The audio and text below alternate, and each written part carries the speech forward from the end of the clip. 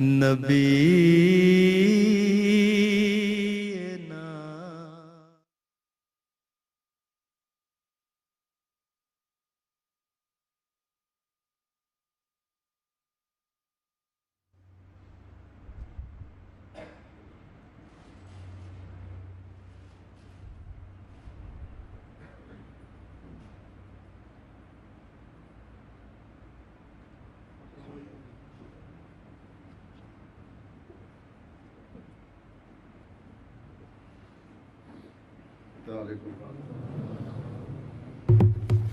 Done.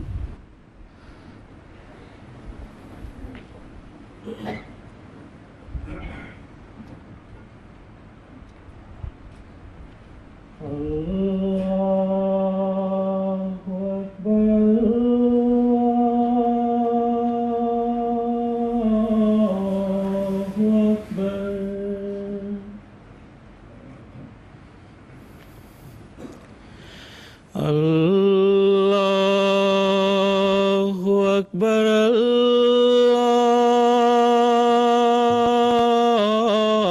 Allahu Akbar.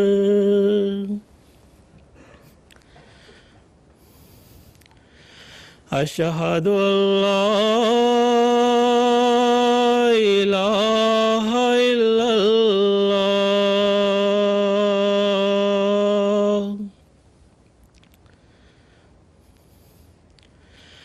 Asyhadu an la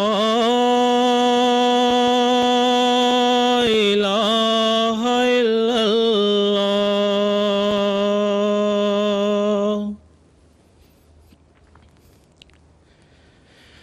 Asyhadu anna Muhammadar Rasulullah.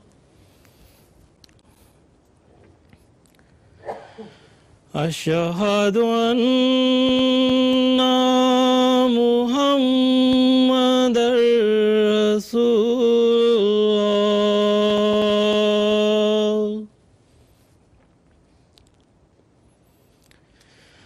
Hayya 'alas salah.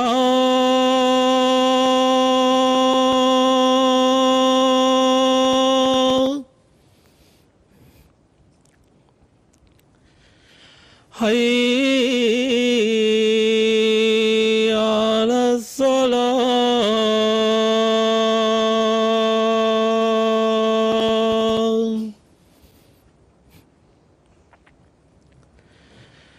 Hayya 'alal falah.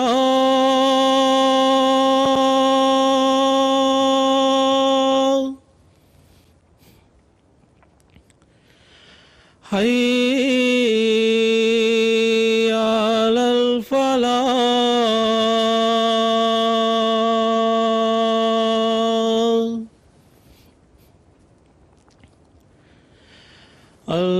Allahu Akbar, Allahu Akbar. La ilaha illallah.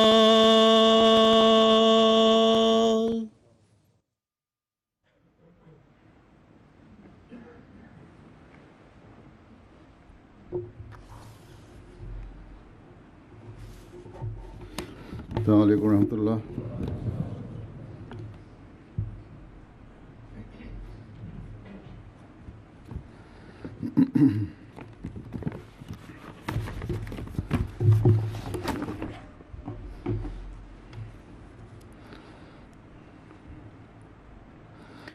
أشهد أن لا إله إلا الله وحده لا شريك له وأشهد أن محمدا عبده ورسوله أما بعد فأعوذ بالله من الشيطان الرجيم بسم الله الرحمن الرحمن الرحيم الحمد لله رب العالمين الرحمن الرحيم مالك يوم الدين إياك نعبد وإياك نستعين اهدنا الصراط المستقيم صراط الذين أنعمت عليهم غير المغضوب عليهم ولا الضالين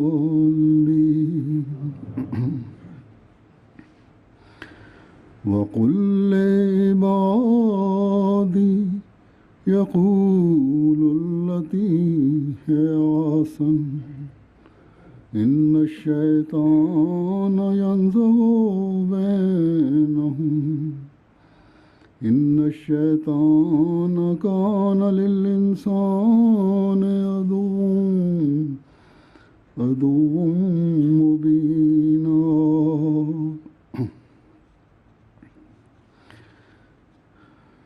इस आयत का तर्जुमा है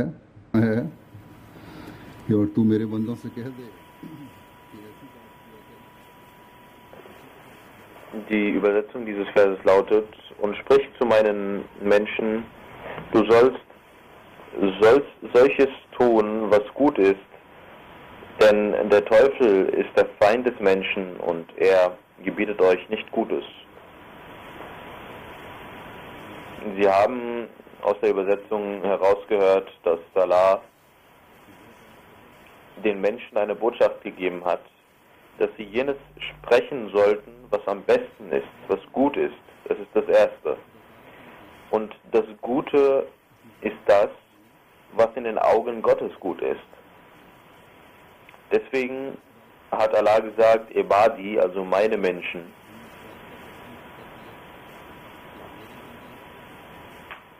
Er hat uns also geboten und gesagt, dass meine Menschen oder solche, die meine Menschen werden möchten, diese haben nun nicht ihre eigenen Vorstellungen und ihren eigenen Willen, sondern sie müssen nach meinem Willen streben. Sie müssen nach solchen Dingen streben, die Allah gefallen. Und weiter hat Allah Ta'ala in der Surah Al-Baqarah gesagt, وَإِذَا سَأَلَكَ عِبَادِي أَنِّي فَإِنِّي قَرِيبٌ und أُجِيبُ دَعْوَةَ الدَّاعِ إِذَا دَعَانِ فَلْيَسْتَجِيبُوا لِي وَلْيُؤْمِنُوا بِي لَعَلَّهُمْ يَرْشُدُونَ. Das bedeutet, O Prophet, wenn die Menschen nach mir fragen, dann sag, ich bin mit ihnen.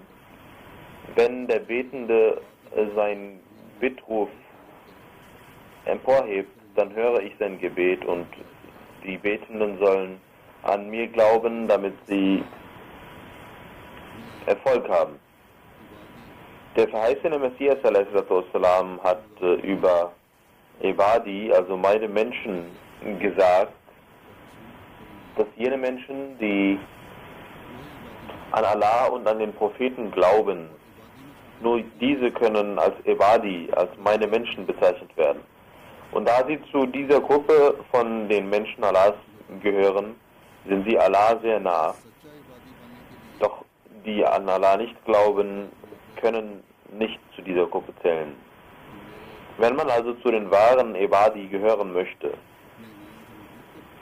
dann muss man jedes Gebot Allahs akzeptieren, befolgen und seinen Glauben stärken. Danach wird man jeglichen Erfolg haben, seine Gebete werden erhört werden. Und wenn Allah sagt, meine Menschen sollen nur das sagen und tun, was mir, was Allah gefällt, dann müssen sie auch ihren Glauben stärken. Sie müssen den Willen Allahs suchen.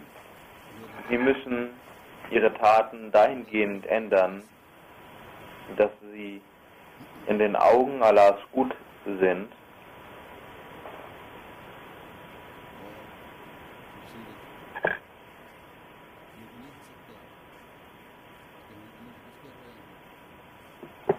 Und in den Augen Allahs schön sind.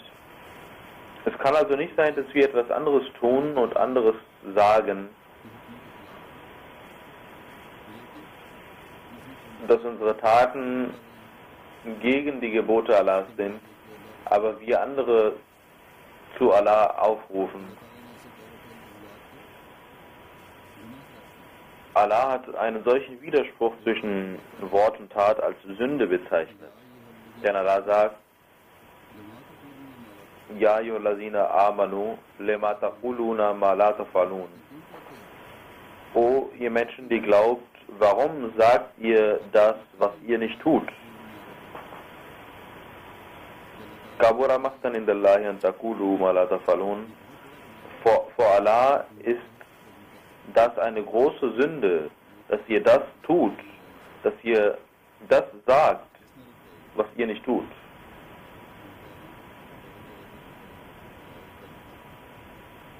Nehmen Sie das hier weg, liegt falsch.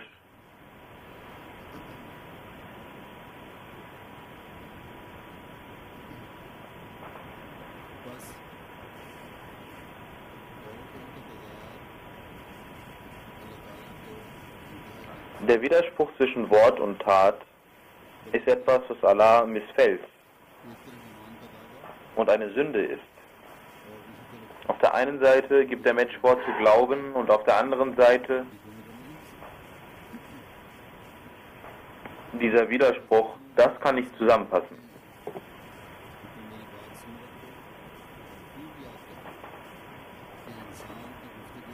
Der verheißene Messias sagt, du sollst wissen, wenn der Mensch nicht mit wahrem Herzen spricht und Taten begeht, dann kann seine Rede nichts bewirken. Das, was er sagt, muss wahr sein und seine Taten müssen dem entsprechen. Sonst wird diese Rede nichts bringen.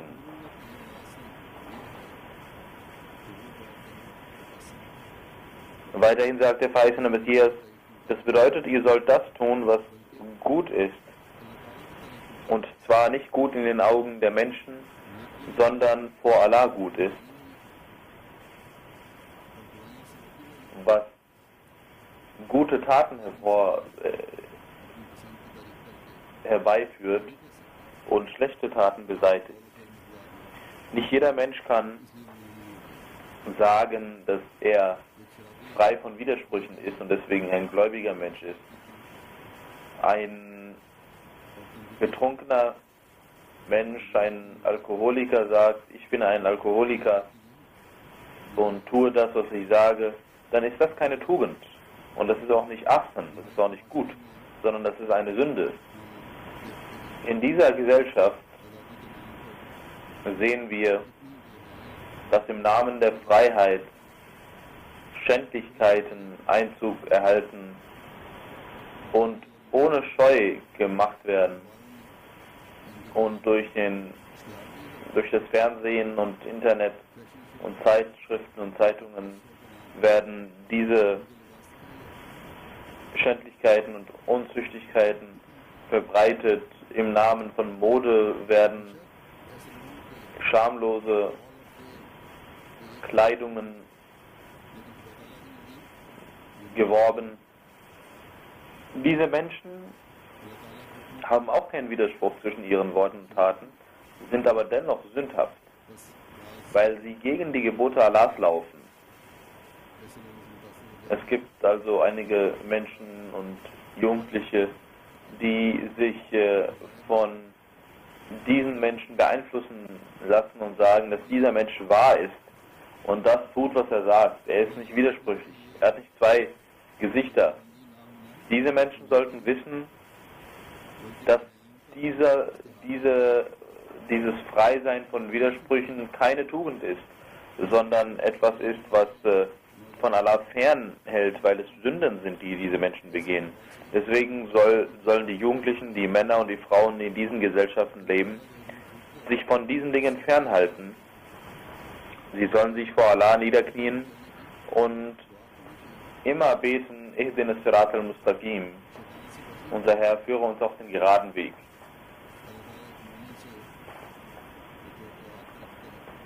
Sie sollen für den Schutz vor Satan beten. Und ein Mensch sollte nach den Gebeten und nach den Dingen suchen, die Allah gefallen. Er sollte darum bestrebt sein, diese Dinge anzunehmen, welche Allah zufriedenstellen werden und welche die Gnade Allahs hervorrufen werden und welche die Nähe Allahs bringen werden. Allah zeigt den Menschen, wie man ihn erreichen kann. Er ist zufrieden mit den widerspruchslosen Tugenden des Menschen und belohnt den Menschen. Um das zu suchen, muss ein gläubiger Mensch die Gebote Allahs suchen, damit er weiß, was gut und was schlecht ist, was Ahsan und was nicht Ahsan ist. Damit er die Wahrheit darüber erkennt und zu jenen Menschen gehört, über die Allah als Ibadi, als meine Menschen bezeichnet hat. Über die er gesagt hat, dass er ihre Gebete erhören wird.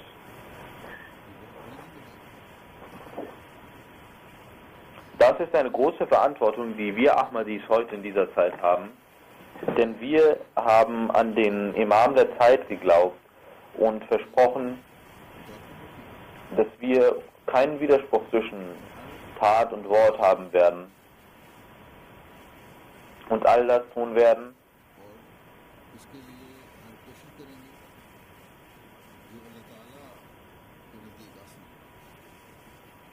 und bemüht sein werden, das zu tun, was vor Allah Ahsan ist und gut ist. Und wir werden unser Wort und unsere Tat gleich halten für das Gute. Und wir werden uns nach dem heiligen Koran orientieren, in welchem diese Gebote enthalten sind, was Ahsan und was nicht Ahsan ist. In welchem es heißt, welche Wege zu Allah führen. Was ihr tun müsst, um Allah zu gefallen und was Allahs Missfallen erregt. Ich werde einige Dinge an dieser Stelle kurz erwähnen. Zum Beispiel sagt Allah zu den Muslimen: Kuntum khayra ummatin ukhrijat lin-nasi ta'muruna bil ma'rufi wa tanhauna 'anil munkari wa tu'minuna billah. Ihr seid das beste Volk, hervorgebracht für das Wohl der Menschen. Ihr gebietet Gutes und haltet ab vor Schlechtem und glaubt an Allah.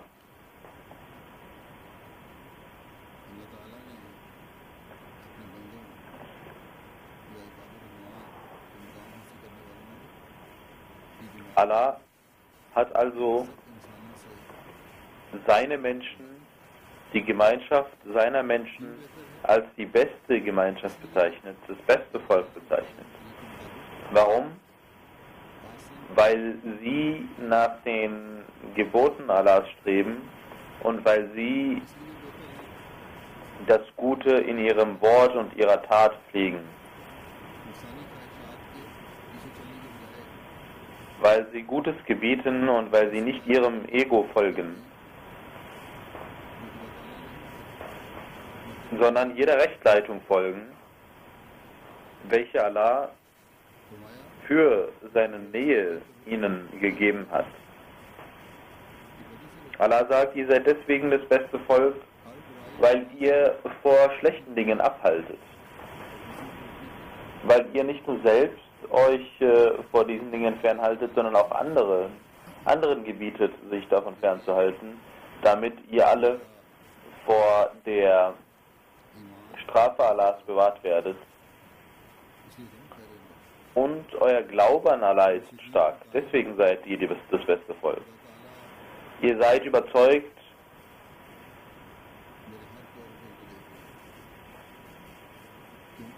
dass Allah eure Taten und eure Worte sieht. Ihr habt den festen Glauben daran, dass die weltlichen Menschen meine Nöte nicht erfüllen können, sondern Gott, welcher der Herr der Welten ist, meine Gebete erhört.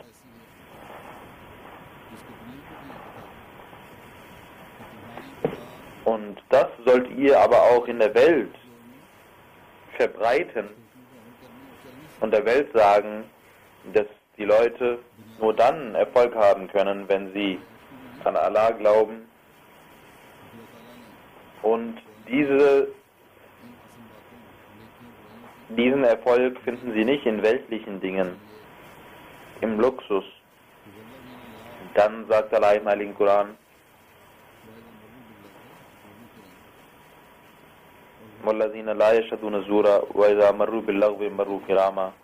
und diejenigen sind Allahs Menschen, die nicht lügen, und wenn sie vor Eitlem vorbeigehen, mit Würde gehen sie vorüber, ohne sich an diese zu beteiligen. Hier hat Allah über zwei Dinge gesprochen. Zum einen das Fernhalten von Lügen und zum anderen das Fernhalten vor absurden, eitlen Dingen.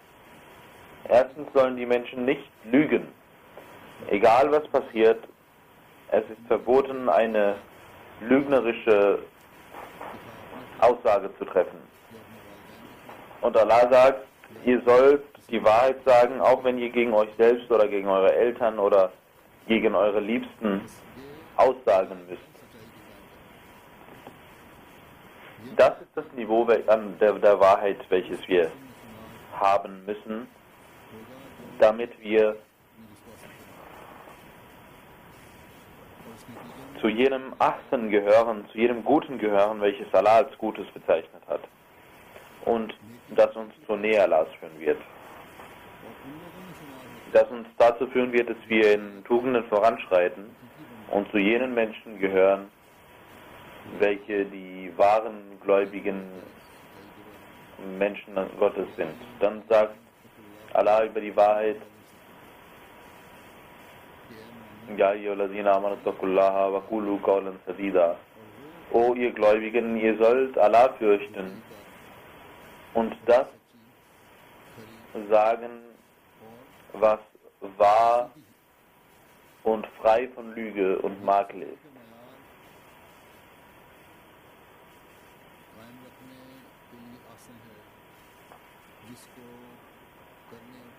Das bedeutet also Ahsan, was Allah uns gebietet hat. Wenn wir uns aber unter die Lupe nehmen, dann sehen wir, dass diese hohen Werte von Wahrheit noch fern sind. Wie viele von uns, wenn wir das untersuchen, würden gegen sich selbst aussagen, gegen ihre Eltern aussagen, gegen ihre Liebsten aussagen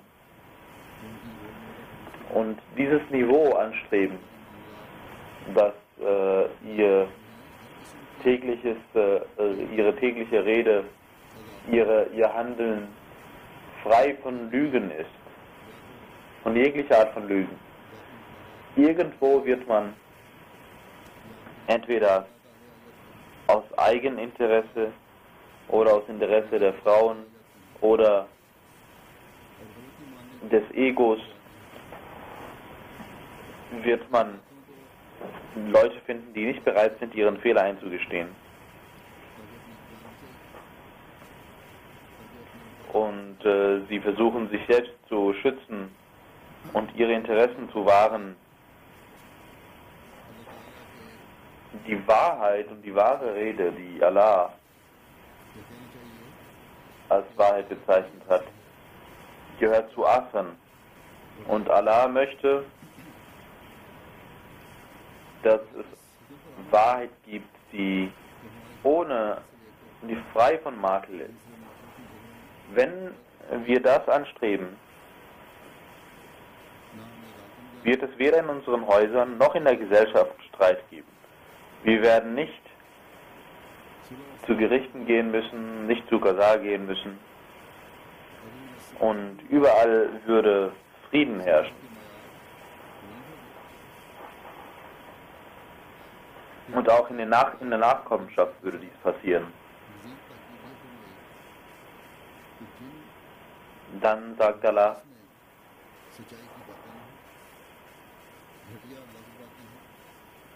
ihr sollt euch vor solchen Gesellschaften fernhalten und solche Gesellschaften meiden, in denen nicht die Wahrheit gesagt wird, in denen nicht das gesagt wird, was Allah gefällt, in denen gegen die Gebote Allahs geredet wird. Diese absurden und eitlen Dinge in dieser Zeit, die finden manchmal, ohne dass man das möchte, statt in den Häusern. Gegen das Nizam wird gesprochen. Ich habe sehr oft gesagt, dass die Leute, die gegen Amtsinhaber sprechen, diese sollen die Schwächen an mich bringen, aber nicht in Gruppen und Gesellschaften darüber reden. Das wird nämlich dazu führen, dass Unfrieden wachsen wird. Dann die schlechten Filme im Fernsehen und im Internet, Tanz und Musik, solche Musik, in welchen Götzen angebetet werden, in indischen Filmen oder in denen Götzen hochgelobt werden.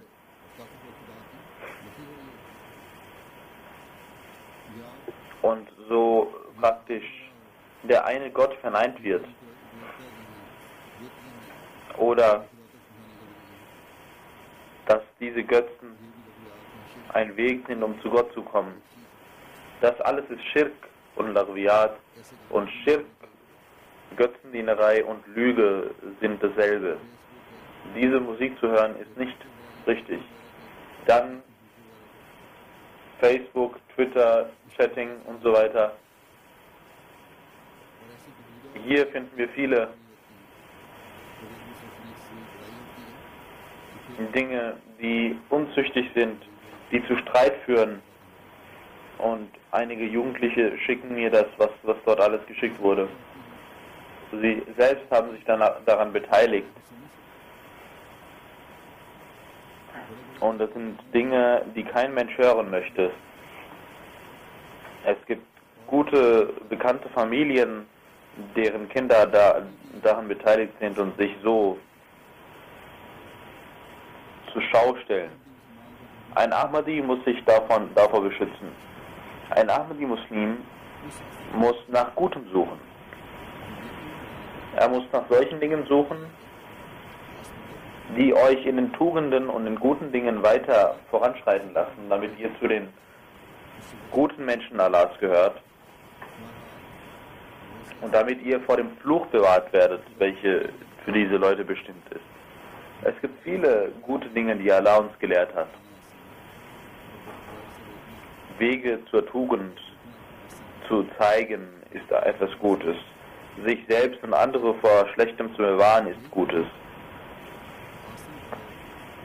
Und Allah sagt zu seinen Menschen, ihr sollt Gutes sagen.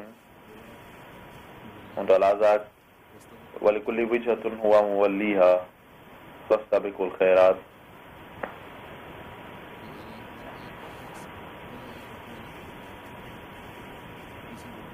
Jede Person hat ein Ziel, welches er sich vornimmt. Und euer Ziel sollte sein, dass ihr voranschreitet und wetteifert miteinander in guten Dingen. Wenn wir also in guten Dingen wetteifern, dann wird unsere Rede und unsere Tat gut sein. Sie wird dementsprechend, was Allah möchte. Wenn wir versuchen, in Tugenden voranzuschreiten, dann werden wir in der Lage sein, gegen Satan anzutreten. Allah hat in diesem Vers, welches ich rezitiert habe, gesagt: Inna Shaitana yanzubu bainahum. Wahrlich, Satan möchte Unfrieden zwischen den Menschen stiften. Satan hat verschiedene Bedeutungen. Satan ist jener, der immer gegen den gnädigen Gott aussagt, der Hochmut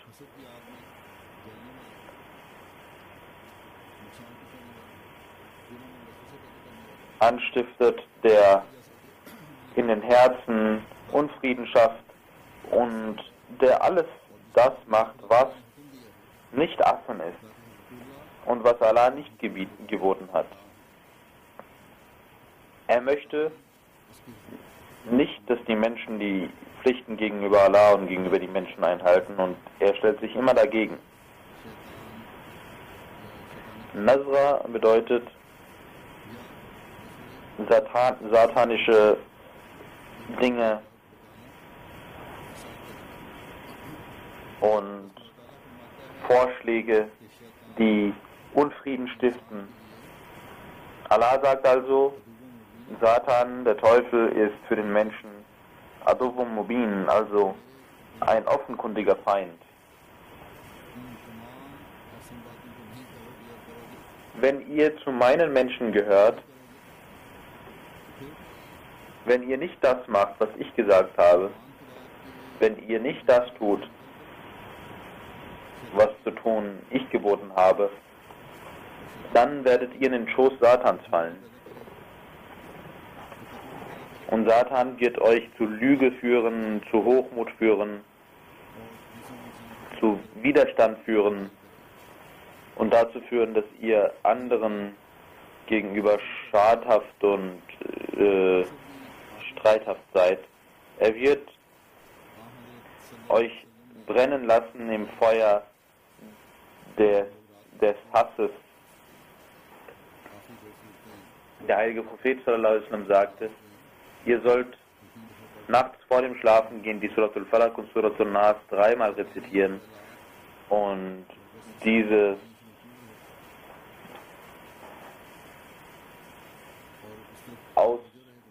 auf euch pusten, damit ihr vor satanischen Dingen bewahrt werdet und damit ihr wisst, dass ihr euch beschützen möchtet.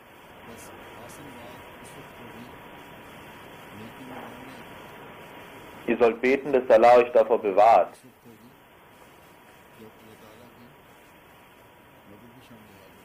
Ahsan heißt also, dass ihr die Hilfe Allahs sucht.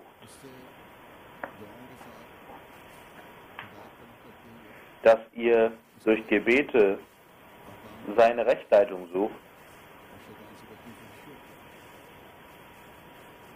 seine Gebote sucht und euch vor Satan fernhaltet. Der verheißene Messias al-Islam sagt: Satan möchte den Menschen irreführen lassen und tut alles dafür, sodass er auch ihn den Menschen in seinen Tugenden fernhalten möchte und alles dafür tut, um Streit zu sehen.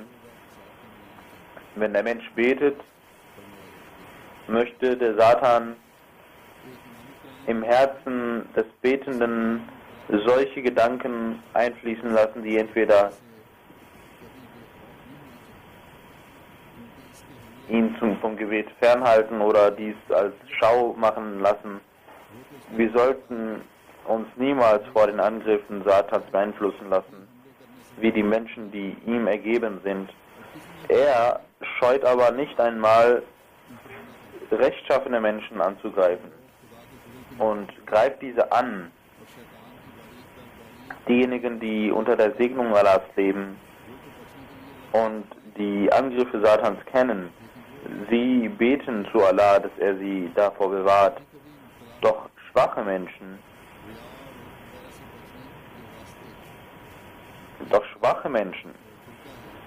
lassen sich manchmal von diesen Angriffen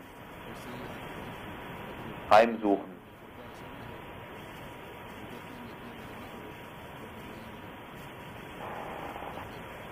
Es gibt auch solche Menschen, die ihre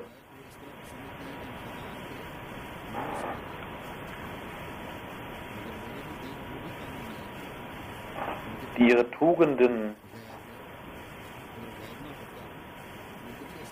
beschützen wollen, indem sie ihre schlechten Taten hervorheben, damit Satan sie nicht angreift. Doch der weiße Messias sagt, auch das ist falsch, weil sie nicht frei von Satan sind.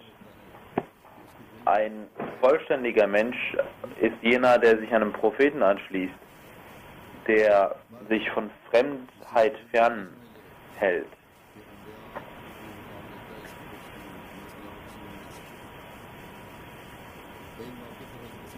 Das heißt aber nicht, dass nur Propheten dieses Niveau erlangen können.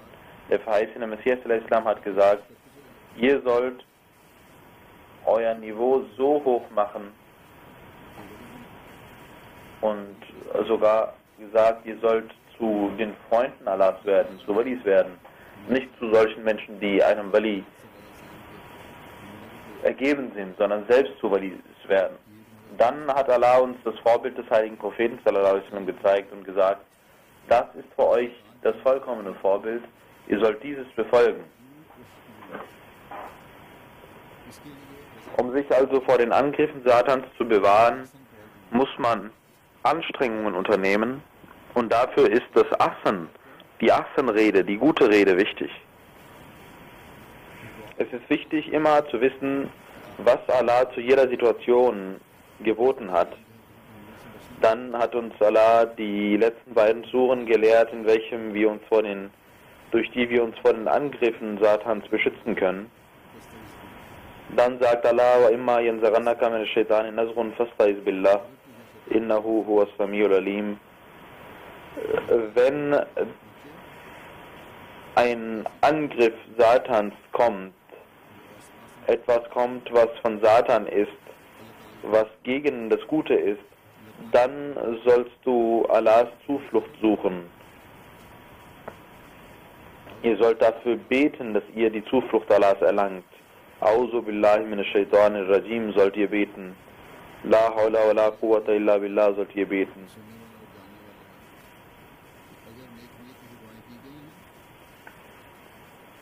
Wenn ihr mit guter Absicht betet, dann wird Allah diese erhören. Hier möchte ich auch sagen, dass das Feuer des Hasses und des Übels Satans, welches ihn selbst verbrannte und auch die Menschen verbrennt und versprochen hat, die Menschen darin zu verbrennen, das ist etwas Gefährliches, etwas sehr Gefährliches. Dieses Feuer des Neides führt dazu, dass Unfrieden in der Gesellschaft Einzug erhält. Jeder Ahmadi sollte sich vor Neid fernhalten. Vor allem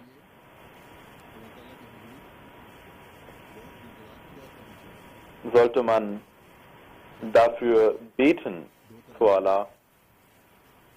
Der Angriff Satans ist zweierlei. Zum einen greift er an, um den Bund mit Allah brechen zu lassen und zum anderen, um die Menschen untereinander streithaft zu machen. Und Ahsan würde heißen, dass man Allah liebt und für Allahs Willen auch die Menschen liebt.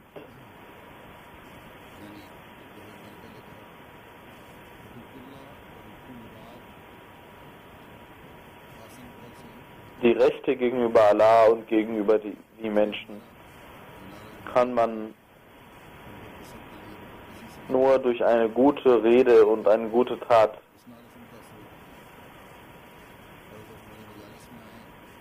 erlangen. Unser Motto Liebe für alle, Hass für keinen führt dazu, dass auch fremde Menschen dieses Motto hochhalten. Doch wenn wir das intern nicht ausleben, dann bringt dieses Motto überhaupt nichts. Und ich habe das sehr oft der Jamaat gesagt, dass Ruhamau Bainahum wichtig ist. Die Liebe zueinander innerhalb der Jamaat, die Gnade innerhalb der Jamaat. Nur solche Menschen können wahre Gläubige sein. Das sind die wahren Gläubigen. Nur große Reden halten, dass wir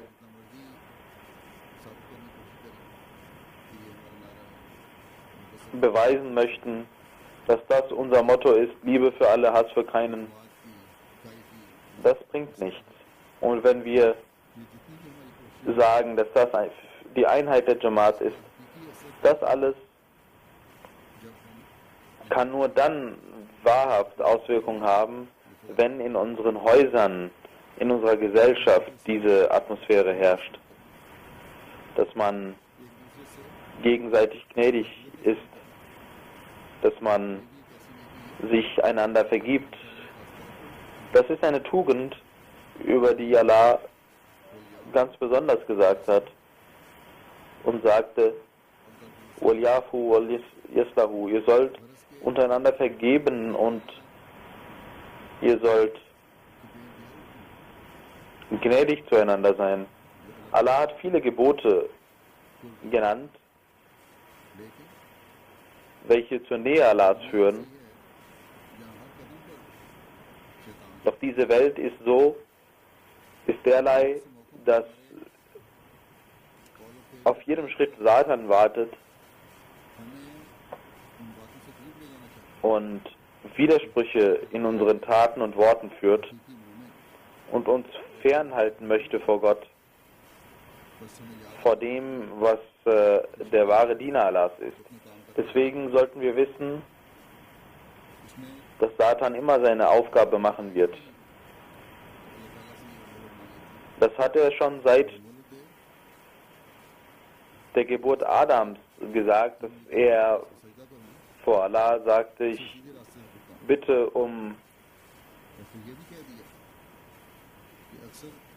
darum, dass mir Zeit gegeben wird, dass ich die Kraft habe, die Menschen Gottes irre zu leiten, damit sie mir folgen, damit es weniger Menschen gibt, die Gottes Menschen sind und meine Menschen in Überzahl sind. Und Allah sagte, wer immer dir folgt, den werde ich ins Feuer werfen.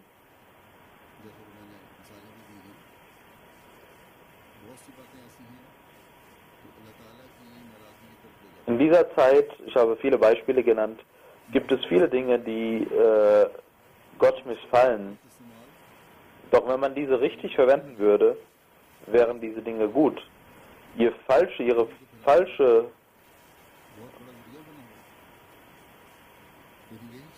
Gebrauch führt zu Sünden, nur ist ein großer Weg zu Sünden.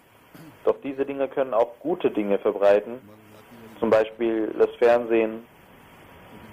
Es gibt auch gute Programme, die Informationen liefern, aber auch Schändlichkeiten werden dadurch verbreitet. Der beste Gebrauch des Fernsehens der geschieht durch die Jamaat Ahmadiyya. Ich habe in den Jalsa-Tagen auch darauf aufmerksam gemacht und auch einige haben sich daran gehalten und sie sagten mir, dass wir früher nicht MTA schauten, aber jetzt, weil sie es uns gesagt haben, haben wir angefangen, uns MTA anzuschauen und sie sagen, warum haben wir das nicht früher gemacht? Warum haben wir nicht früher uns darum bemüht? Einige sagten mir, dass sie innerhalb von wenigen Tagen mehr Wissen besitzen, dadurch, dass sie MTA schauen. Wir wissen nun, was die Jamaat ist. Ich möchte das noch einmal sagen, dass Sie sich darum bemühen sollten, MTA anzuschauen. Sie sollten diesen Segen Allahs, Ihre Häuser mit diesem Segen Allahs füllen, welches Allah uns für unsere Erziehung gegeben hat, um uns spirituell und wissentlich weiterzuentwickeln. Damit unsere Generationen, die Ahmadiyyat befolgen, wir sollten versuchen, uns mit MTA zu verbinden. Außer den Khutbat gibt es auch viele andere Live-Programme, in welchem spirituelle, religiöse Fortschritte erlangt werden können und auch das Wissen erweitert werden kann. Hunderttausende Dollar werden dafür ausgegeben, jährlich, damit die Erziehung der Menschen der Jamaat gemacht werden kann. Wenn die Mitglieder der Jamaat davon nicht Nutzen tragen, dann werden sie sich selbst von diesen Segnungen fernhalten. Selbst Fremde lassen sich dadurch profitieren von MTA und sie lernen über die Einheit Gottes, über die Wahrheit des Islam. Sie erfahren viel darüber. Deswegen sollten die Menschen hier, die hier wohnen, die Ahmadis und auch in der ganzen Welt, sie sollten von MTA Nutzen ziehen. Eine weitere Segnung von MTA ist, dass es die Jamaat mit den Segnungen des Khilafat verbindet. Das sollte man ausnutzen.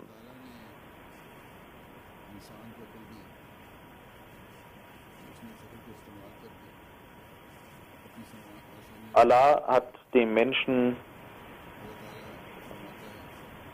die Fähigkeit gegeben zu denken und er hat dies ausgenutzt, um voranzuschreiten.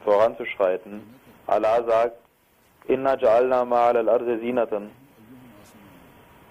laha linabluwahum ayyuhum ahsanu amala. Alles, was auf Erden ist, haben wir zum Schmuck gemacht, damit wir die Menschen prüfen, wer Gutes tut. Alles, was auf der Erde ist, hat Allah als Schmuck bezeichnet. Alle neue Erfindungen, die getan werden, sind wie Schmuck. Sie sind bedeutungsvoll, aber nützen tun sie nur dann, wenn sie zu etwas Gutem gebraucht werden.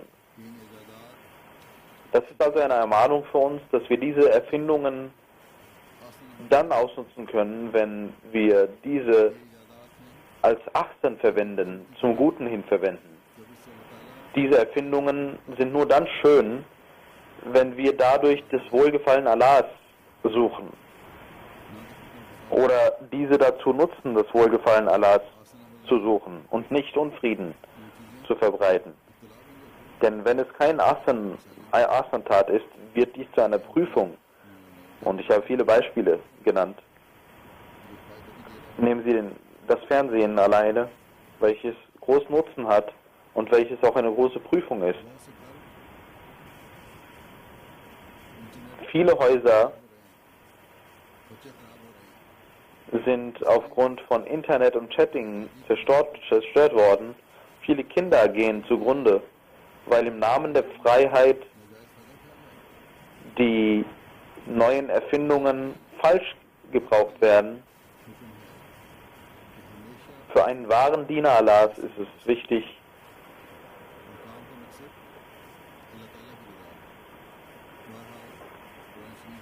dass er immer die gute Rede und die gute Tat vor Augen hält, damit er Allahs Wohlgefallen erlangt. Es gibt viele Gebote im Heiligen Koran und nicht jedes Gebot kann hier ausführlich erläutert werden.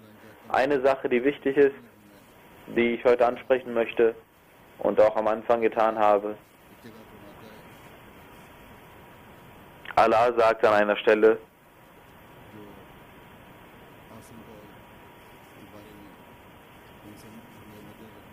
über die gute Rede, was Allah sehr gefällt, ist وَمَنْ أَحْسَنُ قَوْلًا مِمَّنْ دَعَا إِلَى اللَّهِ وَعَمِلَ صَالِحًا وَقَالَ إِنَّنِي مِنَ الْمُسْلِمِينَ. Und was ist besser, welche Rede ist besser als die zu Gott führt? Jeder Mensch, der zu Gott aufruft und der Gutes tut und sagt, ich bin einer der Gottergebenen. Das ist also eine sehr schöne Sache, welche von einem wahren Diener Allahs verlangt wird.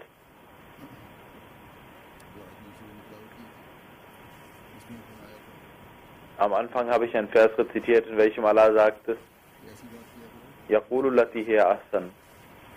Ihr sollt etwas sagen, was am besten ist, was gut ist. Und Allah sagt, das Beste ist das, wozu Gott euch aufruft. Und in diesem Vers sagt Allah, das Allerbeste unter den Reden ist etwas, was zu Allah einlädt. Derjenige Mensch, der zu Allah einlädt. Jeder Mensch, der zu Allah einlädt, muss sich selbst überprüfen, ob er selbst auch diesen Dingen folgt, für die er aufruft.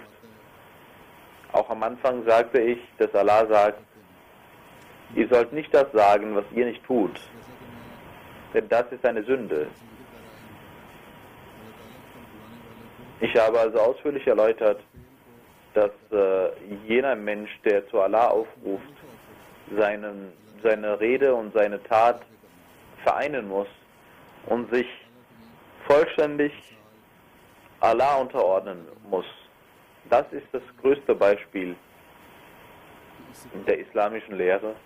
Zum Islam aufzurufen, zur Lehre Allahs aufzurufen, denn das ist das Beste, was man sagen kann. Das gefällt Allah. Aber ihr sollt, derjenige, der aufruft, soll selbst auch das tun, was man als gute Tat bezeichnen kann, nämlich was gemäß der Rechtleitung Allahs ist, was Gutes verbreitet, was die Menschen reformiert. Ein Beispiel von Amal Saleh, ein Beispiel, was damit nicht direkt zu tun hat, aber gut ist zum Erläutern, ist folgendes Beispiel: Vergeben und gnädig zueinander sein. Das ist eine gute Sache. Allah sagt, ihr sollt euch einander vergeben. Doch jemand, der gewohnheitsmäßig ein Dieb ist oder etwas tut, was schlecht ist, ihn zu vergeben, ist nichts Gutes. Er muss bestraft werden. Hier besteht die gute Tat darin, dass man die Gesellschaft vor Schaden bewahrt und vor schlechten Dingen bewahrt und diesen Menschen bestraft, der immer wieder und wohlwissend diese Sachen macht. Es gibt viele weitere Beispiele. Allah sagt also, es gibt keinen besseren Menschen als jenen, der Tabligh macht, der zu Gott aufruft, der Dawat ilallah macht.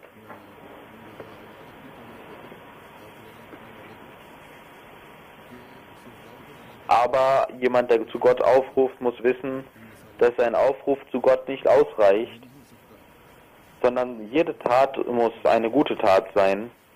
Es kann nicht sein, dass ein Mensch auf der einen Seite sagt, dass er ein besonderer Mensch Allahs ist und deswegen die Botschaft Allahs verbreitet, aber auf der anderen Seite die Pflichten gegenüber seine Frau oder seine Kinder nicht erfüllt, oder eine Frau, die ihre Kinder nicht erzieht und ihr Haus nicht in Ordnung hält, oder viele weitere islamische Gebote, die man nicht einhält. Wenn zum Beispiel die Kleidung der Frau nicht dem moralischen Maß entspricht, welches Islam gebietet, aber diese Frau sich um Tabligh kümmert. Dieses Tabligh wird nichts bringen.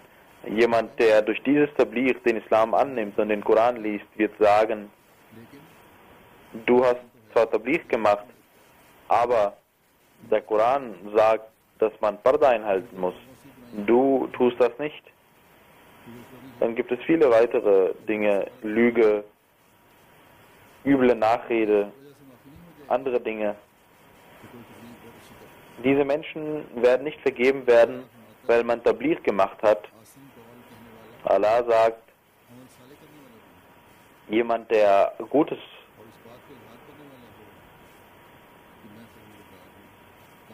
gebietet und sagt, muss auch Gutes tun und muss auch durch sein Vorbild zeigen, dass er dies tut. Und muss alle Gebote gehorchend annehmen. Und das ist das Zeichen eines wahren Muslims. Ich möchte die Jamaat Australien aufmerksam machen, dass sie immer wissen müssen, dass Tabligh, Dawat ilallah, Allah sehr gefällt. Aber dafür, um das zu tun, müssen sie ihre Taten auch gemäß den Geboten Allahs leben. Und sie müssen gehorsam sein gegenüber Gott. Dieses Land, welches 23 Millionen Einwohner hat, aber ein sehr flächenmäßig sehr, sehr großes Land ist, sogar ein Kontinent ist, aber es hat nicht sehr viele Einwohner und hat wenige, die Einwohner leben in wenigen Städten. Die Abstände zwischen diesen Städten mögen auch groß sein, doch ich habe auch auf der Jalsa gesagt, dass Lajna Khudam und Ansar und das Jamaat-i-Nizam sich um das Tabligh kümmern muss.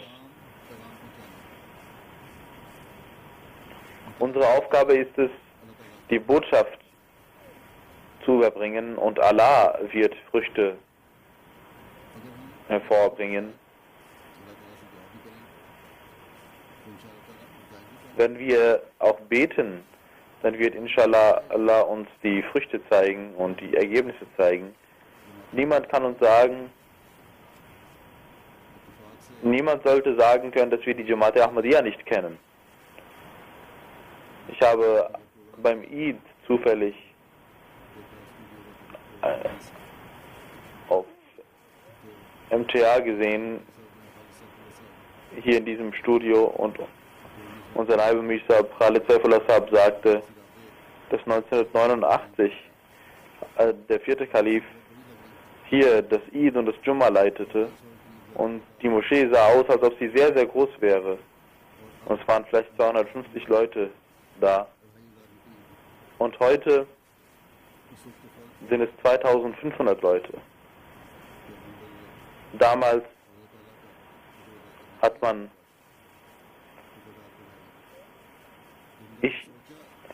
das ist eine Gnade von Allah, dass Allah diese Anzahl steigen ließ.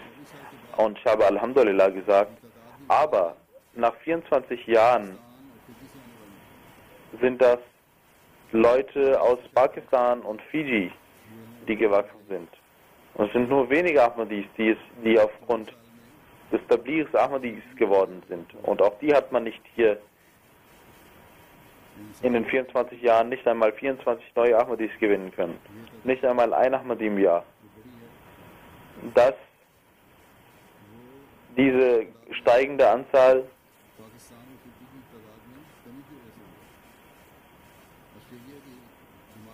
ist zurückzuführen aus einer mangelnden Anzahl in Fiji und Pakistan. Also ist das kein Bemühen der Jamaat Australien. Wir sollten nicht unsere Augen verschließen vor der Realität und diese immer vor Augen halten. Das ist ein Grund zur Sorge. Zumindest für mich ist das ein Grund zur Sorge.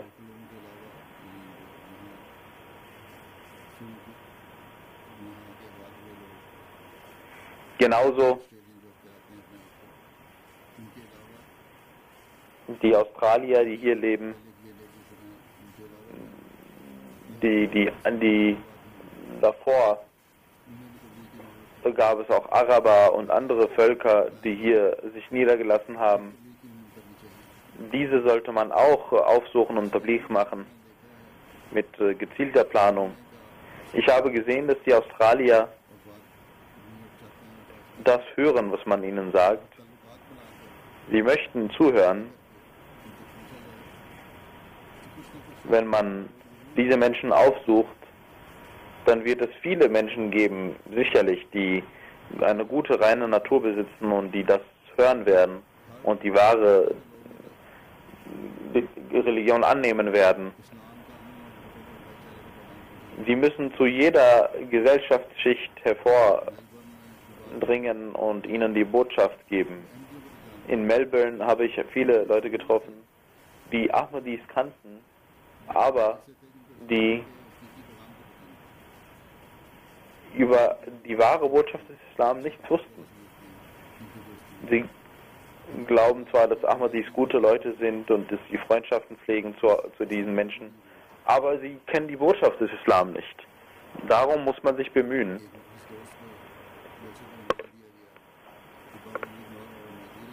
Als ein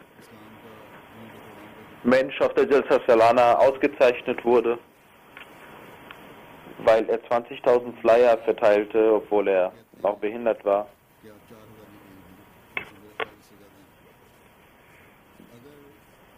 Sie sagen, dass sie 4.000 Leute sind in Australien. Ich glaube, sie sind sogar noch mehr.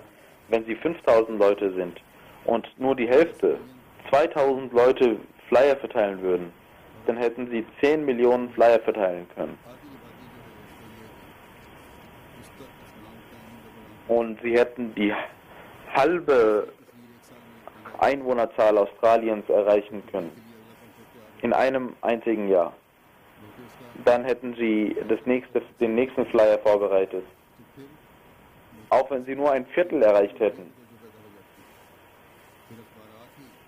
Und auch wenn sie nur ein Zehntel davon verteilt hätten, würden die Medien diese Botschaft weitertragen. Und in vielen Ländern, in den USA, ist das auch geschehen. Und durch die Medien geschieht dann der Rest.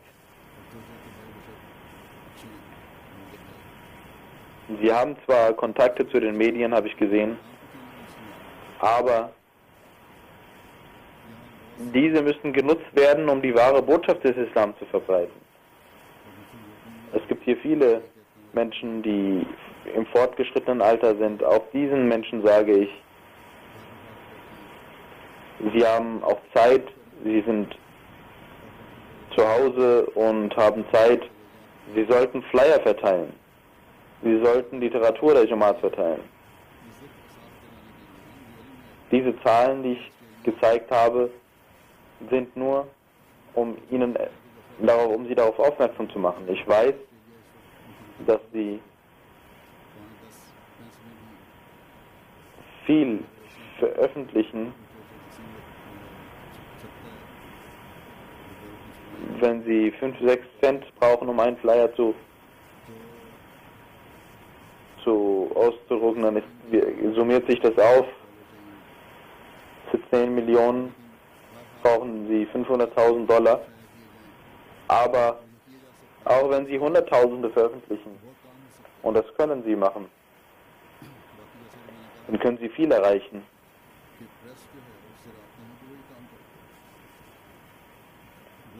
Und wie ich gesagt habe, die Presse wird den Rest tun. Blutspendeaktionen sollten sie auch machen, habe ich gehört. Sie machen das auch. Aber sie sollten das mit dem Islam verbinden und die Botschaft des Islam damit verbinden. Dann wird das dazu führen, dass die Medien sich darum bemühen und darum kümmern. Und wie ich gesagt habe, das Wichtigste dabei ist, Allah sagt, eure Taten sollten gut sein und der Glaube an Allah sollte vollkommen sein. Die Gebete sollten in den Vordergrund rücken. Möge Allah uns zu seinen Menschen machen, die Gutes tun und die in guten Dingen und Tugenden voranschreiten, und mögen wir sein Wohlgefallen erhalten und möge er uns gute Ergebnisse liefern. Möge unsere Zahl durch die hier lebenden Australier wachsen. Nach den Gebeten werde ich eine Masjid Nazarei verrichten von Sahibzadi Amatul Mateen Sahiba, Sie ist die Tochter von Hazrat Muslim Maud radhiyallahu anhu gewesen und die Frau von Mir Mahmud Ahmad Nasir Sahib. Sie ist in der Nacht zum 14. Oktober ungefähr um Mitternacht gestorben in Rabwa, inna lillahi wa inna ilaihi raji'un. Vorgestern beim Eid wurde sie begraben. Sie ist am 21. Dezember 1936 in Qadian geboren worden und in Qadian in Darul Masih geboren. Hazrat Ammajan und Hazrat Khalifa Masih beteten sehr für sie. Sie war die Tochter von Sayyida Maryam Siddiqa Sahiba.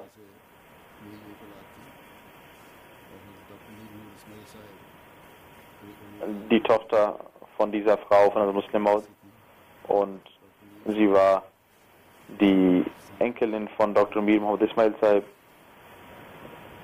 und er war auch der Onkel von Khalifa Masih Sani.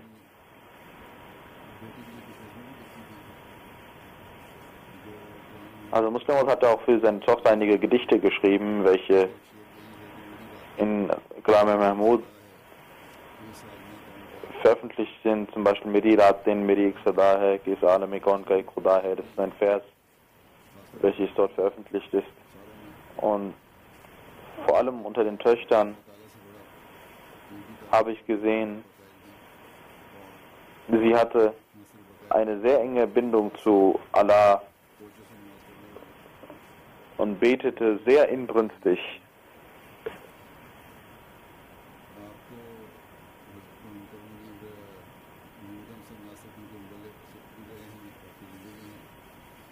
Mir Mahmud Ahmad Sahib Nasir ist Waqf Zindagi, war auch Muballigh in Spanien, in den USA und sie war mit ihm und sie hat auch die Pflichten der Frau eines Muballighs erfüllt. Als in Spanien die Moschee, Basharat Moschee dort errichtet wurde, war sie auch dort und hat viel geopfert und viel gemacht und auch damals gab es keine Möglichkeit, große Küchen einzurichten. Sie hat viel zu Hause gekocht. Nachts um 3 schlief sie ein und war erfreut, dass Allah ihr die Möglichkeit gegeben hat zu schlafen. Und durch die Gnade von Allah ist diese damals, als die Basharat Moschee errichtet wurde, war das ein sehr großer Erfolg. Es gab kein Langar und sie hat viel alleine gemacht. In Kalifornien hat sie gelebt. Auch dort waren die Zustände des Jamaat nicht sehr gut und es gab keine Waschmaschinen und so weiter. Sie hat viel selbst gemacht und alles alleine gemacht und nahm keine Hilfe in Anspruch. Auch in Lajna Pakistan hat sie gedient als Sekretärin.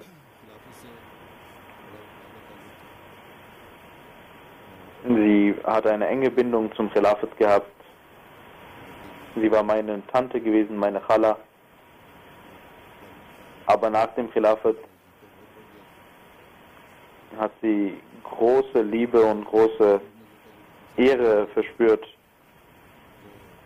Als sie im ersten Jahr nach London kam, sagte sie, dass ich nicht offen sprechen kann mit dem Kalifen. Sie war auch dieses Jahr da auf der Jalsa, war sehr krank, kam aber nach London zur Jalsa und ich traf sie.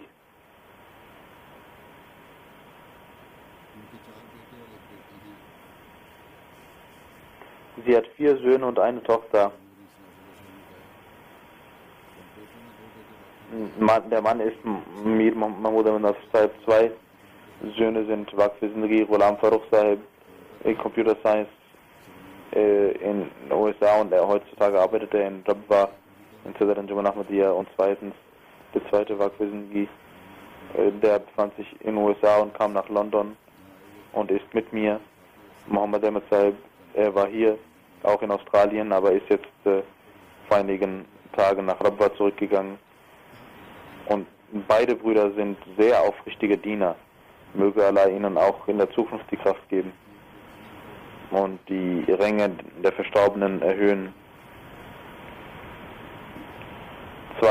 Eine Tochter wohnt in Holland und ein Sohn in Dubai. Möge Allah allen die Kraft geben, mit dem Khilafat verbunden zu bleiben. Mir Mahmud Sahib fühlt sich sehr alleine. Möge Allah ihm die Kraft geben, Frieden zu geben und durch seinen Segen den Verlust kompensieren. Das ist natürlich. Möge Allah die Ränge der Verstorbenen erhöhen. Ich werde nach den Gebeten das Nawazij Nazarei verrichten.